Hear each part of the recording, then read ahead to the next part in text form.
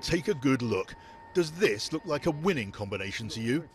Well, Ed Miliband's back, and Jeremy Corbyn obviously loves having a big name alongside who's loyal.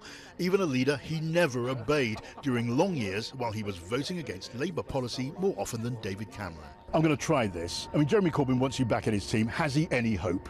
I'm not going to speculate on Jeremy Corbyn's reshuffle. That's a matter for him. I'm a Labour backbencher. I'm supporting the leader. That's what I'll carry on doing. That wasn't a no. That was a very clear answer to you. You want him back in your shadow cabinet, don't you? Are you going to get him? All that's for the future. That's not a no. You want him back. All that's for the future. Watch this space. All that's for the future. The bus is coming! For now, though, they were trying to swing Labour support behind an EU in vote. That could be crucial to the results. Labour's past and present may become Labour's future if Ed Miliband follows up by accepting the offer of a big job in Team Corbyn. Here's a sight to gladden the hearts of Jeremy Corbyn's most dedicated supporters. The idea of Ed Miliband joining Jeremy Corbyn's team as a member of the shadow cabinet, well, that's as pleasing to them as it's horrifying to so many of Ed Miliband's former senior colleagues. One former Labour cabinet minister told me, if Ed joins Jeremy's team, I will never speak to him again. Wherever the campaign goes, Labour supporters are worried about EU migration. Their past and present leaders are just as convinced it's good for Britain.